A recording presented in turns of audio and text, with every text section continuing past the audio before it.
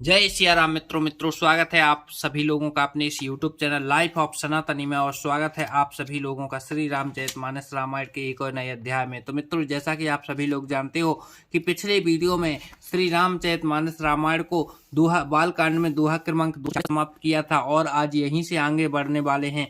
और यहाँ पर जो धनुष यज्ञ की महान कथा चल रही है, सुंदर सी कथा चल रही है, उसका आनंद जरूर लें। तो मित्रों, वीडियो को लास्ट तक जरूर देखें। चलिए वीडियो में आगे बढ़ते हैं। मित्रों, क्या होता है कि कुछ चीजें ऐसी होती है कि जो टीवी सीरियल में दिखाई जाती हैं और कुछ ऐसी होती हैं कि जो छुपाई जाती हैं। तो यहाँ पर जो रामायण है, रामायण में धनुष यज्ञ से रिलेटेड और इसके बाद जो परशुराम संवाद आएगा उसमें भी अंतर देखने को मिलेगा। चलिए देखते हैं दोनों में क्या अंतर है। तो यहाँ से अपन लोग स्टार्ट करते हैं। चलिए, जय सिया राम मित्रों। कुंजर मणिकंठा कलिते ओरहि तुलसी का माले, वृषभि कंधे के हरि ठबने, बल निधि बाहु विशाल। हृदयों पर गज मुक्ताओं के सुंदर कंठे और तुलसी की मालाएं सुशोभित हैं।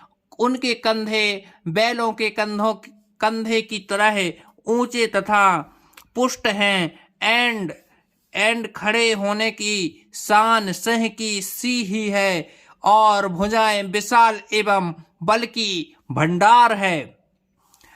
कठ तुनीरे पीत पठ बांधे, कर सर धनुष बामे बर कांधे, पीत यज्ञ ओपे बीत सुहाए, नख सिख मंजो महा छबिधाए।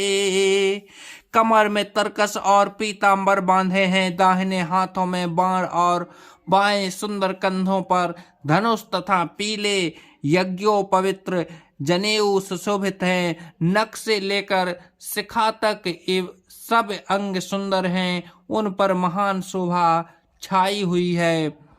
देखी लोगे सबे भय सुखारे, एक टक लोचने चलते न तारे, हर से जनक को देखे दो भाई, मुनि पद कमले गहे तब जाई।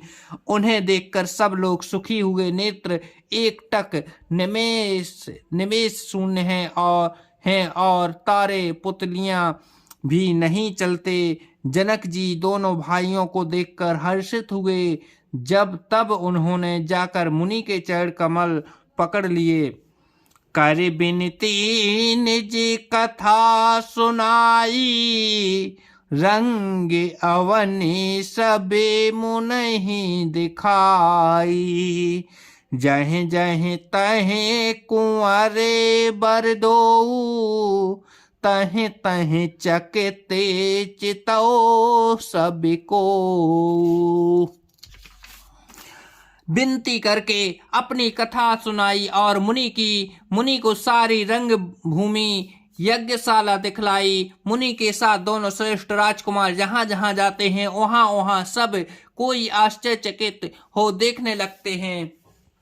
निज निज रोखे राम ही सब देखा, को न जाने कछु मरम विशेषा, भले रचना मुनि नृपसन कहेऊं, राजा मुंदित महासुख लहेऊं।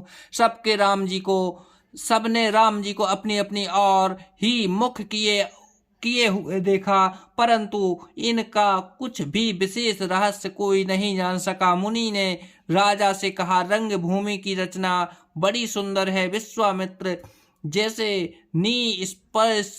निष्पर्य विरक्त और ज्ञानी मुनि से रचना की प्रशंसा सुनकर राजा प्रसन्न हुए और उन्होंने बड़ा सुख मिला।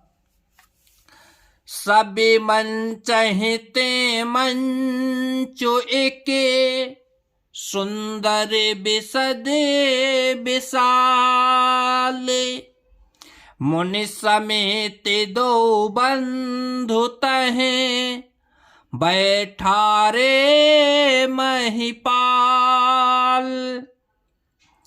सब महर्षियों से एक महर्षि अधिक सुंदर, उज्ज्वल और विशाल था। स्वयं राजा ने मुनि सहित दोनों भाइयों को उस पर बैठाया। फिर बाहु देखे सब नृपहि हारे, जनुरा के से उदय भय तारे। अस्पति सबके मन माही, राम चाप तो रब सब नाही। प्रभु को देखकर सब राजा हृदय में ऐसे हार गए, निराश एवं उत्साहहीन हो गए, जैसे पूर्ण चंद्रमा के हृदय होने पर तारे प्रकाशहीन हो जाते हैं। उनके तेज को देखकर सबके मन में ऐसा विश्वास हो गया कि रामचंद्र जी श्री धनुष तोड़ेंगे, इसमें संदेह नहीं है। बिनु भजे हूँ भव धनुष विशाला, मिलय सिए राम उर माला। उस अस विचार गौ नहु घर भाई, जस प्रताप बल तेज गवाई। इधर उनके रूप को देखकर सबके मन में यह निश्चित हो गया कि शिव जी के विशाल धनुष को जो संभव है ना टूट सके। बिना तोड़े ही सीता जी श्री रामचंद्र जी के ही गले में जयमाला डालेंगी, अर्थात दोनों तरह से ही हमारी हार होगी और विजय श्री रामचंद्र जी के हाथ रहेगी। यूं सोचकर वे कहने लगे, हे भाई, ऐसा विचार कर यश प्रताप बल और तेज गंवाकर अपने अपने घर चलो। बेह से अपर भूप सुन बानी, जे अविवेक अंधे अभिमानी। तोरे हूँ धनुष ब्याहु अवगाहा, बिन तोरे को कुंवरे ब्याहा। दूसरे राजा जो अविवेक से अंधे हो रहे हैं और अभिमान थे, यह बात सुनकर बहुत हंसे। उन्होंने कहा, धनुष तोड़ने पर भी विवाह होना कठिन है, अर्थात सहज ही में हम जानकी को हाथ से जाने नहीं देंगे। फिर बिना तोड़े तो राजकुमारी को ब्याह ही कौन सकता है। एक बार कालों के निको सियहत समय जितब हमें सो। यह सुन अवसर महप मुस्काने, धर्मशील हरि भगत सयाने। काल ही क्यों ना हो, एक बात तो सीता के लिए, उसे भी यह युद्ध में जीत लेंगे।